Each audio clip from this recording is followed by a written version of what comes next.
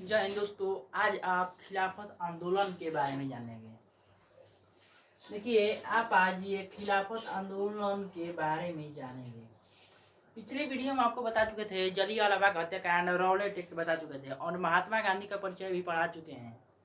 अगर आप नहीं देखे हैं तो कृपया उस वीडियो को देख लें ताकि ये आपको अच्छा से समझ में आए, क्योंकि ये जो है एक दूसरे से रिलेटेड है। वो आपको समझ में आएगा तो ये भी समझ में आएगा। ऐसे देखिए, समझिए अब खिलाफत आंदोलन आखिर है क्या। देखिए, इसको समझते हैं कि खिलाफत आंदोलन आखिर है क्या। देखिए, 1920 ईस्वी के प्रारंभ में भारतीय मुसलमानों ने तुर्की के प्रति ब्रिटेन को निर्दोष बताने के लिए एक आंदोलन चलाया था, जिसे कि खिलाफत आंदोलन के नाम से जाना जाता है। जिसे खिलाफत आंदोलन के नाम से जाना जाता है।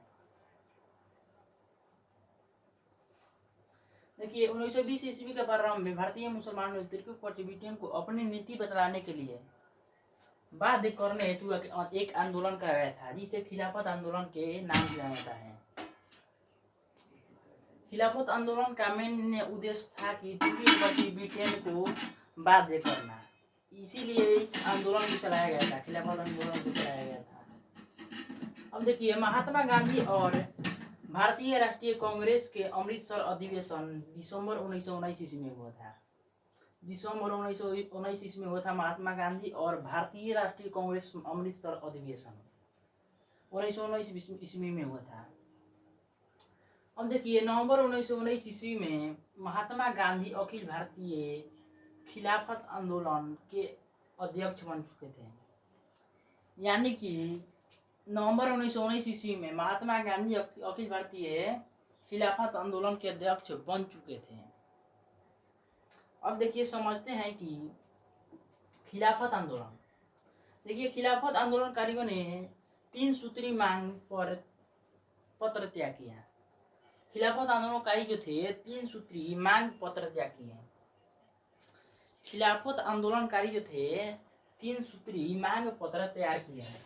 देखिए, पहला सूत्री मांग पत्र ये है कि तुर्की के सुल्तान खलीफा को पर्याप्त लौकिक अधिकार प्रदान किया। इसका उद्देश्य था कि इस्लाम की रक्षा करें। इसका उद्देश्य था इस्लाम की रक्षा करना। अब देखिए, दूसरा पत्र समझते हैं कि अरब प्रदेश को मुस्लिम शासन खलीफा को अधीन किया जाए। दूसरा था कि अरब प्रदेश को मुस्लिम शासन खलीफा को अधीन किया जाए, यानी कि अपने बस में कर लिया जाए। अब देखिए, खलीफा को मुसलमानों को पवित्र स्थानों का रक्षक बनाया जाए। यानी खलीफा जो था उसको मुसलमानों के पवित्र स्थल को रक्षक बनाया जाए। यानी कि जैसे कोई घूमने वाला स्थल होता है ना, जो पवित्र होता है, देवता देवी का जो स्थल होता है, वो उसी का बात कर रहा है कि जो ये देखिए खिलाफत जो था मुसलमानों के पवित्र स्थानों का संरक्षण या रक्षक किया जाए। अब देखिए, समझते हैं कि देखिए, खिलाफत आंदोलन कब मनाया जाता है? 17 अक्टूबर को। यानी कि हर साल 17 अक्टूबर को खिलाफत आंदोलन मनाया जाता है। देखिए, 17 अक्टूबर 1919 ईस्वी को पूरे भारत में खिलाफत दिवस मनाया जाता है। पूरे भारत में खिलाफत दिवस मनाया जाता है 17 अक्टूबर 1919 ईस्वी को। अब देखिए, समझते हैं कि दिसंबर 1920 ईस्वी में कांग्रेस के नागपुर अधिवेशन में कलकत्ता अधिवेशन की पुष्टि हुई थी। दिसंबर 1920 ईस्वी के कांग्रेस के नागपुर अधिवेशन में कलकत्ता अधिवेशन की पुष्टि हुई थी। यानी कि कलकत्ता अधिवेशन की पुष्टि कब हुई थी? दिसंबर 1920 ईस्वी में। दिसंबर 1920 ईस्वी में कलकत्ता अधिवेशन की पुष्टि हुई थी।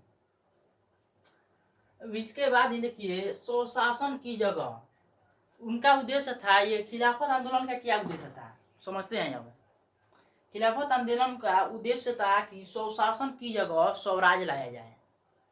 अब भाई स्वशासन की जगह हम लोग स्वराज लाते हैं, ताकि किसी को भी जनता यानी कि हम लोग का जो जनता होता है उसको कोई भी दिक्कत ना हो, वो अपना वोट दे ताकि आप जीते और अच्छा से देश की सेवा करें। ये नहीं कि भ्रष्टाचार करे, हाई करे, हाउ करे, खाली ये सब आल जाल। इसीलिए इसका उद्देश्य था। अब देखिए समझते हैं कि अब इसके बाद देखिए खिलाफत आंदोलन कितने साल तक चला था? साल भर केवल चला था। खिलाफत आंदोलन केवल साल भर चला था। इसके बाद ही असहयोग आंदोलन चलाया गया था।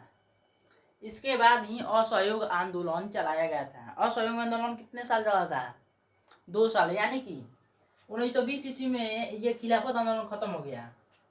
1920 ईस्वी में खिलाफत आंदोलन खत्म हो गया और 1920 से 1922 तक ले असहयोग आंदोलन को चलाया गया था।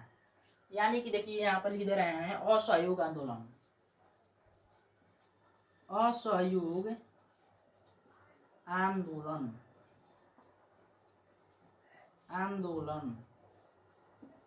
असहयोग आंदोलन कब से चल रहा है?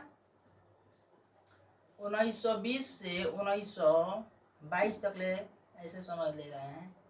1920 से 1922 तक ले असहयोग आंदोलन चलाया गया था।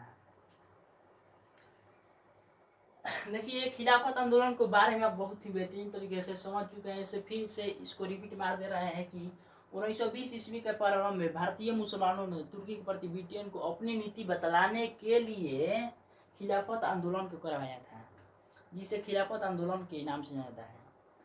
अब देखिए महात्मा गांधी और भारतीय राष्ट्रीय कांग्रेस में अमृतसर अधिवेशन कब हुआ था? दिसंबर 1919 ईस्वी में अमृतसर अधिवेशन हुआ था।